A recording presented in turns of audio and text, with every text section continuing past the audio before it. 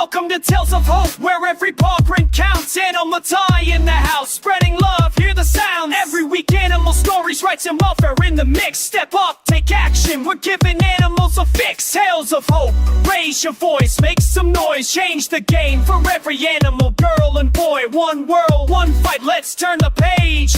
A future for the voiceless, bring hope to center stage. Very good morning, very good afternoon, and a good evening wherever you are in the world listening to the show.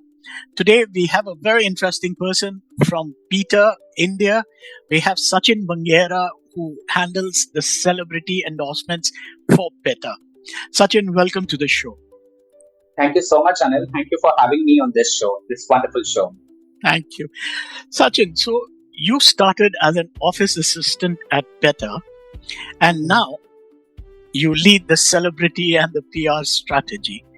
What inner force sustained your 20-year journey for animals? Anil, firstly, thank you so much for your kind words and for this question. If you ask about my motivation, it has always been animals, and animals. Every time I saw a chained elephant or a monkey who was forced to perform, or like a sick or injured dog, I knew that I had to keep going. I started at the age of 19. Wow. I was I was in college and I was handling the front desk at PETA India. I used to attend to calls and help people become volunteers, members, help them, guide them on their journey to becoming vegan or vegetarian. That was like the most part of my job.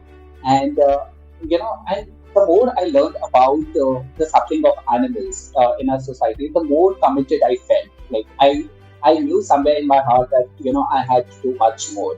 And over the period of time, just like they say, time flies. And when you're doing something that you love, you care about, you don't look at it as a job.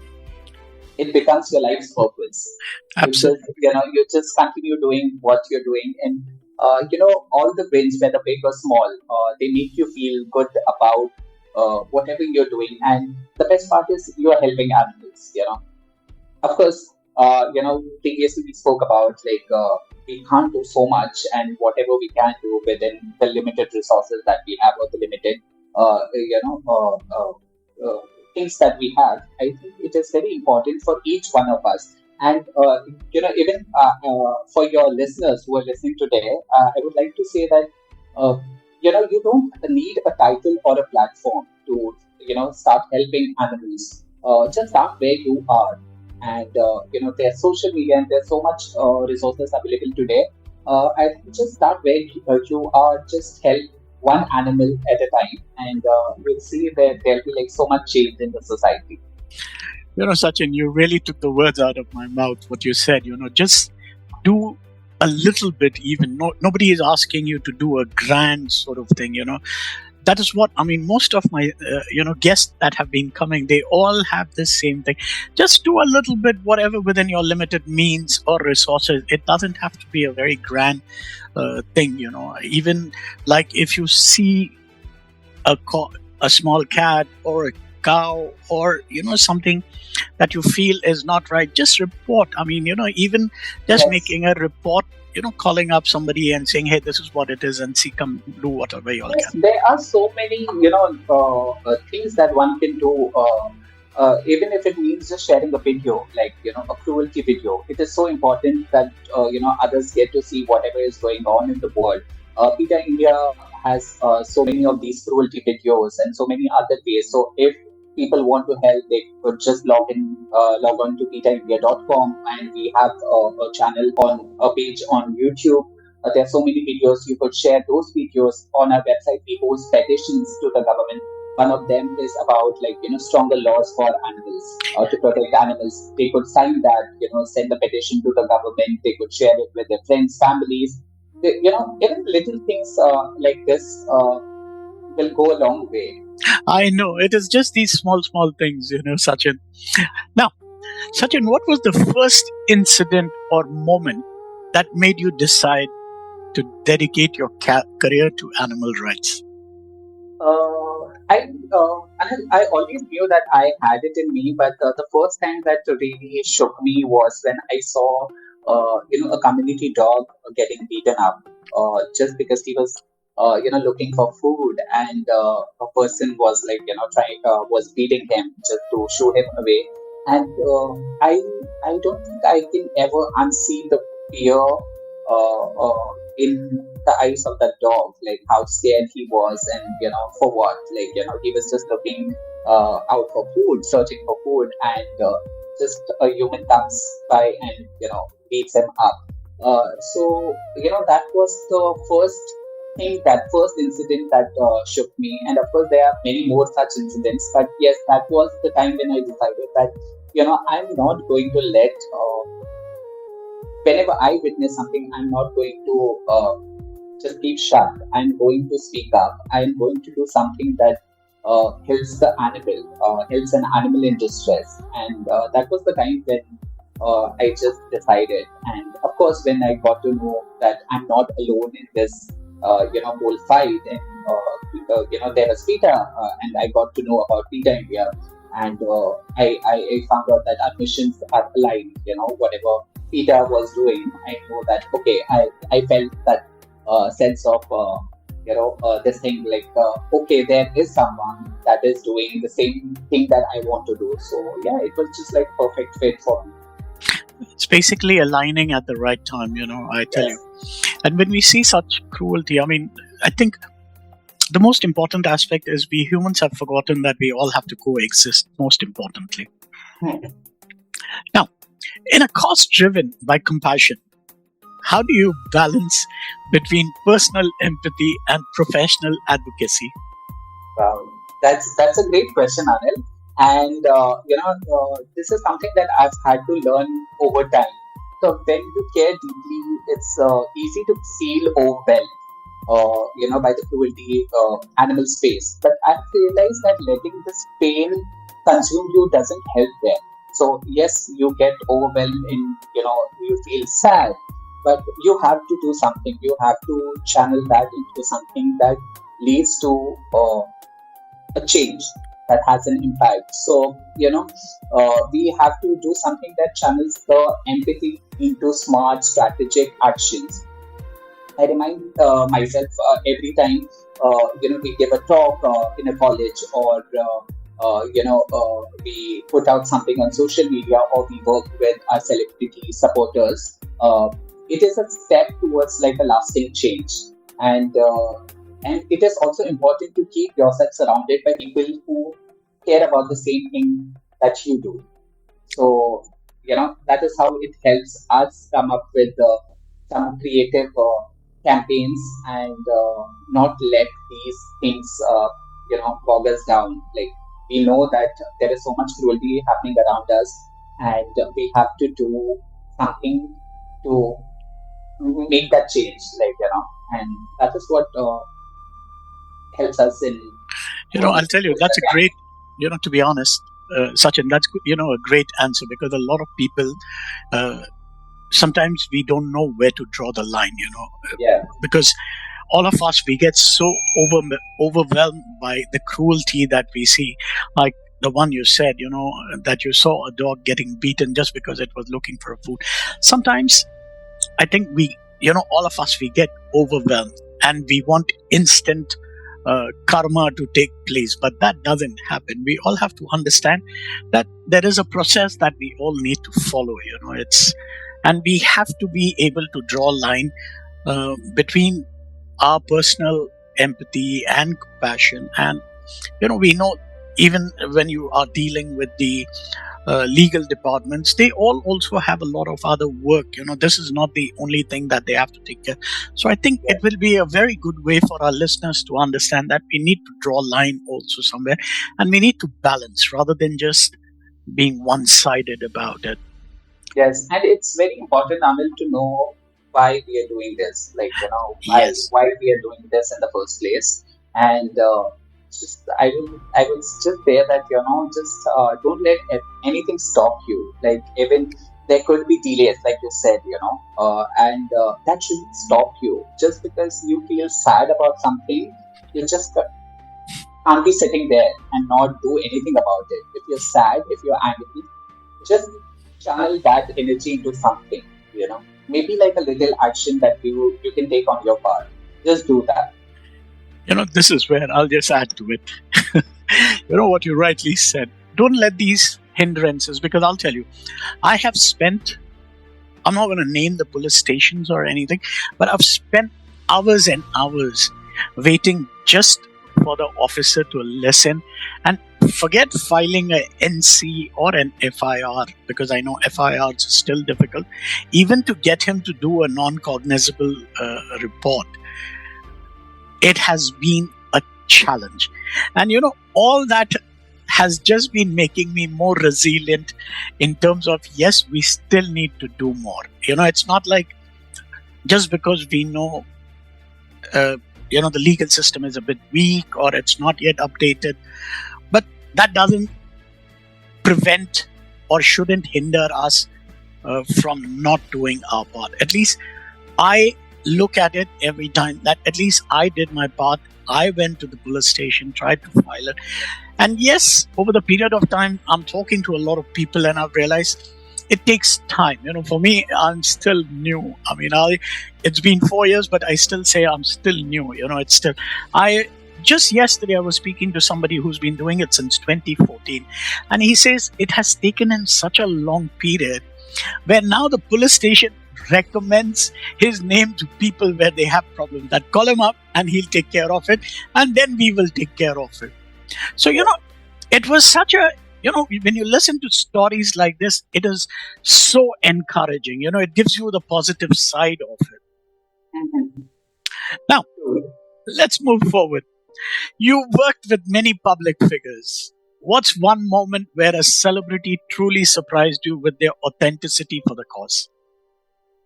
Anil, to be honest, there have been many heartwarming moments, but one that has stood out is that actor John Abraham, who also happens to be the honorary director of PETA India. You know, and he's such a sweet person, like when you meet him, and he cares so much about animals.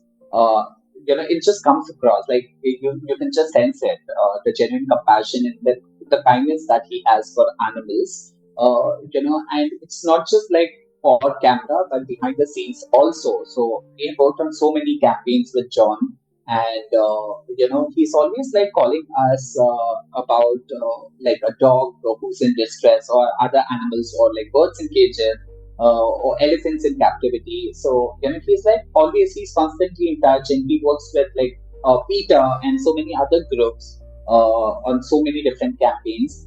In fact, like many some years ago, when I'm not sure if you're aware of this.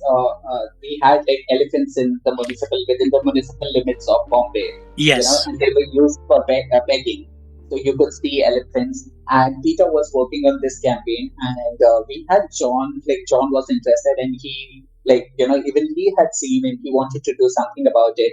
And we went for this meeting with the then Maharashtra Forest Minister, and John accompanied us. And thanks to his intervention back then, we no longer have elephants within the municipal limits of Bombay. You don't see them begging anymore. So that was like majorly thanks to John, who used his star power, his celebrity status, to do something more than for the cameras, but behind the scenes where he met with the officials.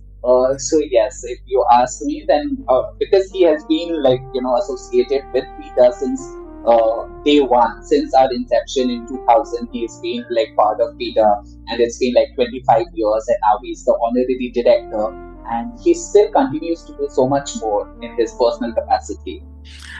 I think, what you mentioned about John, I think he stands out amongst a lot of celebrities with his genuine feel that he has towards these animals. I mean, we know that he has his own furry family as well. Yes. But yes, you do see him, and I think he's somebody who raises his voice, in the sense when it comes to awareness for these voiceless souls. So I think, yes, John, I think is a perfect fit for you guys. Definitely, and with, even with John, I would just like to add that it's for everyone listening out there. It's not after he became like a model or an actor. He's always been a person. I think he had, while growing up, he was surrounded by animals, and his mom, Mrs. Abraham, is the feeder who feeds animals, and I think it comes from the family, like his parents. And he used to always say that they were taught, like as kids, they were taught like to be kind and to help animals around. And he's like, while when he was a kid, he's always done that, and I think that just continued. That was like an extension of, and when he became a model and then actor, I think he just used that platform, and it's not like where he started, but like something that he continued and he still continues. So that is what is important, like for all of us to know that whatever, like in whatever power or capacity we could do things, we should not like remain quiet. Absolutely. I think we need more people like John, to help us more. Definitely, we do. Yes, absolutely. Now, how do you decide which celebrity or influencer is right voice for a specific campaign? Uh, okay, so celebrities often approach us because they want to help animals. It's not like they need us, but the animals do need them, and Yes. that's why we Ab- work with them. And we always look for, we follow the celebrities, we see what their likes are, and what they are interested in where their heart, you know, what their heart beats for. So it has to be genuine. So say if a celebrity has adopted a community dog or a cat, from a shelter, they are a perfect fit for our adoption campaign, where we talk about adopting animals from shelters rather than buying them from pet stores and traders. If a celebrity is meat free, maybe that is what uh, they'll advocate for, like not eating animals, leaving animals off your plate. So we always do this kind of research before we work on a campaign with them. So yes, we look for more than fame we or popularity, we look for art. Absolutely. Now, can you share a campaign where a celebrity involvement directly led to a life-saving outcome for the animal? I know you shared one of the Mumbai thing, but that was not life-saving. That we took the elephants out of the street, no more begging on the streets. You see? Yeah. So, one of the most powerful examples was the campaign to rescue Sundar. He was a captive elephant who was chained and beaten up and was kept in misery in a temple in Maharashtra. And for the first time when the video came out, video surfaced of his Mahmood beating him and Sundar screaming. A lot of PETA ran this campaign, and a lot of celebrities came forward. Mr. Amitabh Bachchan, publicly shared a video of Sundar being beaten, and of him screaming. And then there was Madhuri Dixit who came forward, and she wrote a letter urging the authorities to help free Sundar. And then we had Arjun Rampal, who along with PETA met the minister and some government officials to press for Sundar's freedom. So this was like like a perfect example of a campaign where so many stars came forward. And yes, I think within like 2 years, Sundar was released.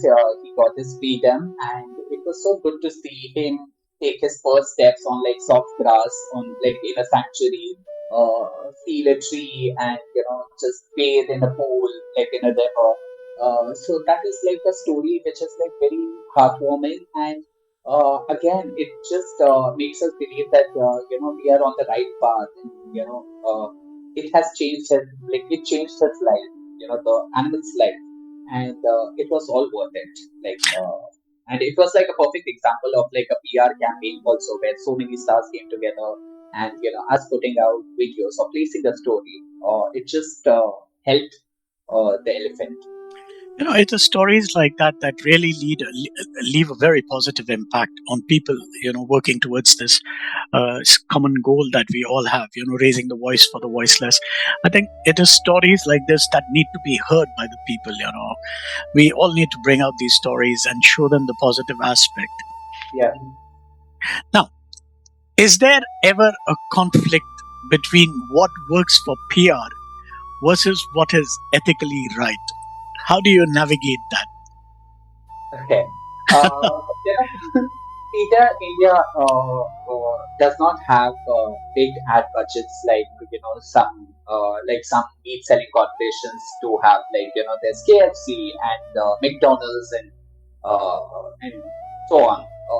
So we must rely on our creativity, our campaigns, and celebrity support. So there will be, of course, we do use some kind of fun controversy also to get our message out. But then we are always like respectful, and we do everything lawfully. And it is important to grab eyeballs. So once we grab attention, we show people what they can do to help animals. So it's never like unethical or something that is unlawful. Everything that we do is well researched, well brainstormed. There is a team, and yes, we do come up with some like creative campaigns that have sparked conversations that have helped people.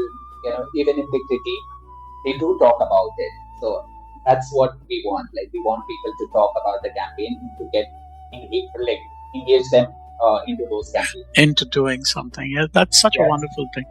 Now, in an attention deficit world, how do you craft messages that cut through noise but stay rooted in compassion?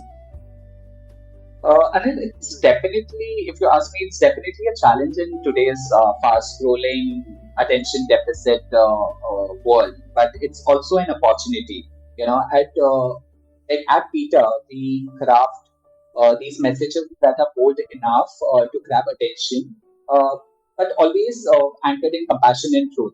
So, like I said, we do come up with these, like bold campaigns. Some we call it provocative, but there is a hidden message, you know and thankfully we've been able to achieve that. Like if you have seen some of the PETA campaigns, like we've enjoyed great press coverage, and through press, of course, because it is the fastest medium to reach billions of people, we've been able to achieve that. And then thanks to social media, the world has become smaller, and I think there is no, like rural or urban divide as such now. Like everyone has a smartphone. People watch videos, they comment, they share, and I think that has helped us a lot. So, do you have a team who does the entire thing that, I mean, let's be honest, because today, being on the social media or digital media, we've run into, because one of the researchers that I had from the marketing gurus out there, the maximum span at this point in time is the first 15 seconds. If you can hold them for the first 5 seconds, it's good. If you can't, you've lost your, probably you've lost your message in the world, actually. So, how does that work for you all? So, yes, there are campaigns that are tailor-made. There are, we understand, and that's why, like, we have like an in-house team. We have a team that works on our campaigns, like billboard campaigns, celebrity campaigns. We have a social media team, like experts who are, like, constantly monitoring and putting messages out. And thankfully, like, we've got a great response from the public. So whether people agree or disagree, they still engage in that conversation. And we have seen like a spike on our website where people come, and if we have put out a post about, say, vegan eating, people will come to our website, and we have seen a spike in people ordering our free vegetarian starter kit or stickers or badges. So so that in itself says that yes, the campaigns are working. And Yeah, if you go and see our social media, they've received like millions of views and so many comments on our posts. Same goes for YouTube. People watch our videos. There's so many views on YouTube. People share that, and we keep getting these emails from people saying that how, seeing something where an animal was slaughtered in a slaughterhouse has helped them switch to Vegetarian. a vegetarian or meat-free diet. So thankfully, yes, we've been seeing like some positive responses and some change happening. Yes. Wonderful. That's such a nice way. Now, which campaign, controversial or creative, pushed boundaries and made people uncomfortable, but ultimately sparked real change? And then one of the most talked about campaigns was when we worked with Sunny Leone, actor Sunny Leone. She starred in a campaign which was about spice up your life, go vegetarian. The slogan of the campaign was that, and she was shown lying on a bed of chilies, like red chilies, and she was covered with chilies on the parts which would usually be covered by a bikini, and people thought of it as a very provocative and bold campaign, but it did help us reach to the masses, to the audience that we would otherwise not reach, the demography. And we saw a spike in our on our website, and people started ordering uh, free vegetarian starter kits, and people got into a dialogue with us. Even when they thought that it was bold, we got the opportunity to engage with them and tell them more about what happens to animals who are slaughtered for meat. And that really helped us. Though it was like a bold campaign, but thanks to Sunny, who's such a strong advocate for animal rights, and again with Sunny, we have worked on so many campaigns, so many different campaigns, and she is a lovely person, and she'll go all out to help animals. She has, she had rescued dogs at home, and she doesn't eat animals, and then she promotes vegan fashion, so many different aspects of animal rights that it has helped us reach, so many people out there. And uh, I wouldn't call it controversial, but I would call it like a successful campaign. Absolutely. Now, you touched a very important point out there, whether it's vegetarian or, being a vegan. Recently, I had the privilege of interviewing one of the guests who's a double doctorate from UK. Now, he's been a very strong advocate, and he's not only a strong advocate, but he's been a real change maker when it comes to, shift people's concept about not killing animals, but not only for humans, but even the notion that we have that, our animals, like, let's say, just for an example, let's just take dogs, that they are carnivorous. But his name is Dr. Andrew Knight. He actually changed my entire perspective, because he said, this is the only field where we have a largest journals or research that has been done. There are about 80 different researches, papers that are there, which officially or scientifically prove whether it's your dog or whether it's humans, if we transition to a non-meat eating food, it's not only health wise, but even in terms of lifespan, it increases. I mean, I was surprised. I mean, I'm getting all the reports and everything. He's been sending me everything. We've been constantly on touch in terms of trying to see how we can take it across to the vets across the country, that, because most of the vets in our country have this notion that they tell us that if your dogs are carnivorous and they need to eat. And to be honest, because I am a vegetarian for almost 35 years. Okay. And what you rightly said, because I remember when as a child, I used to go to the butcher's in Mumbai, because I'm born and raised in Mumbai.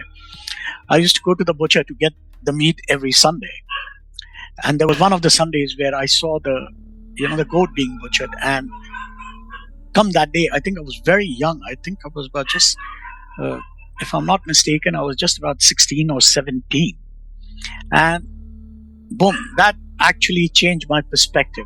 I mean, my mother was already there because of the spiritual reasons and everything, but I think in our family, the transition was, one after the other sort of thing.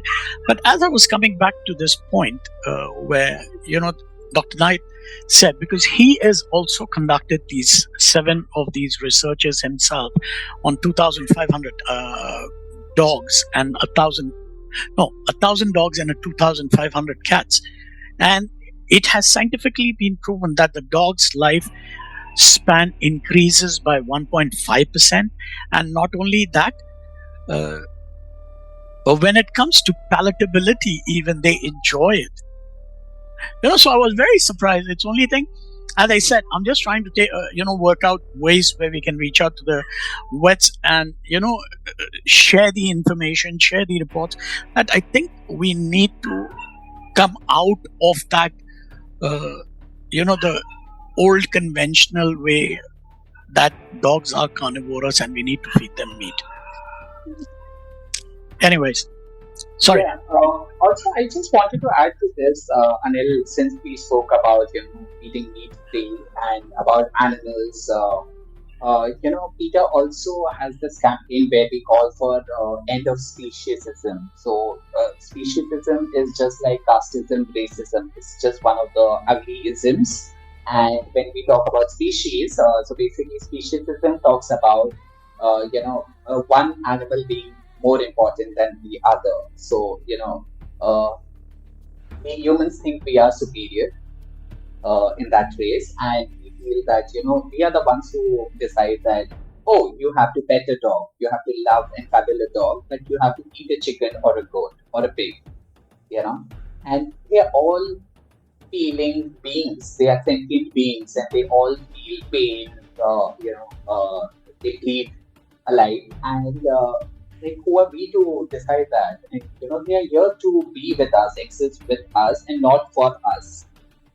So it is very important because this is such a misguided belief that it's okay to eat a chicken, but it's it's not okay to eat a dog. Like there's this dog meat festival going around, and people get so disgusted by the thought of, oh, how can they eat dogs, and they are like cute, adorable animals.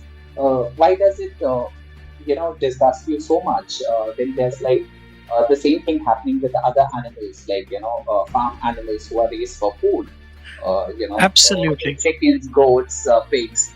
So so what we would like to say to people is that just give it a thought, and keep animals out of off your plates. Very Just true. do a vegetarian, a meat-free diet, and that would be the best thing. And it's the best thing for your own health and the environment, in the times that we are living in.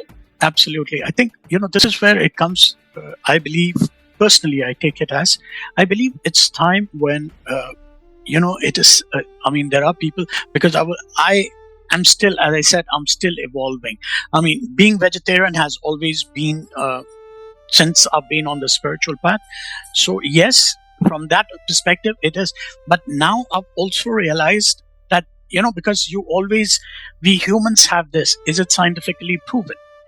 Now, since I've met Dr. Knight, and because of all the research and all the journals that has been published in UK and across the world that he's been talking about, now we have proof, scientific proof. Somebody who is a double doctorate, who's been a veterinarian, and he has all these proofs where it's scientifically proved. So, all now I think is we need to create an awareness where we, take it across to all the vets, bring it across, and, because I think vets are first line when it comes to, especially with the animals. If I'll give you my example. Even though I've been a vegetarian, my family has been a vegetarian, for as I said, almost 35 plus years. I remember when we were getting our first baby, Karma. Uh, we never knew. It was a very new experience for us. So me and my wife, we were discussing about it. I said, hey, in the house, it's been never, we've never had eggs, nothing in the house. It's been for years. So how does this work? And we were like, okay, we'll keep him on a vegetarian diet. Fine. So the first 2 weeks, we were okay with the vegetarian diet. We cooked him home food and everything, and he had the kibbles. And then we had the first visit for his vaccination that was due. And that's where we, got into a bit of discussion with the vet, who's now his godmother as well, because she's the one who got him delivered. And she was the one, hey, this is carnivorous, and you can't do this to him. It's like the way it was put across that it made us feel guilty that, hey, how does this happen? And you won't believe it, then we have gone through a lot of, me and my wife, we've gone through a lot of things. We had to move out of my mother's house and everything and, go on independent, because in the house we can't. It's been a very simple thing. In the house, none of it will come. And then, all these years we've been feeding them, but deep inside my conscience has never been allowing me, to let them feed. Me and my wife, we always get into debates about this. And then recently when this happened, about 10 days back, when I spoke to Dr. Knight and I said, this is what it is. And now me and my wife, we are talking about how to, because there is from what I understood from Dr. Knight, that there is a process. You just can't, switch him overnight from a meat diet, which is full of meat, and, change him to a non-meat diet. So I was like, yeah. So we're trying to follow that process and see how that works out. But I'm keeping my fingers crossed for this, Now, moving forward, how do you address criticism that some campaigns are too extreme or attention-seeking? What I think is cruelty to animals is extreme. That's the extreme part. And to combat that, we cannot afford for our messaging to go unnoticed. Absolutely. Frankly speaking, I welcome the critique because it means people are paying attention, they are engaging. And, at PETA India, our job isn't to comfort people, it's to challenge harmful norms and speak up for animals, because if we don't, who will? Absolutely. Sometimes that requires, say, bold attention-grabbing campaigns, but there's always a purpose behind the provocation. We carefully design every message to spark conversation, create empathy, and drive action. If a campaign is called extreme, I often ask, compared to what? Compared to cows and goats having their skin ripped off for leather, or other suffering animals endure every day. Our messages are basically, they are compassionate calls for awareness and change. And when these campaigns lead to real shifts in attitudes or say laws, we know they are totally worth it. Absolutely. You rightly mentioned we need to sometimes, it's sometimes, as they say, even God punishes us to get the message across.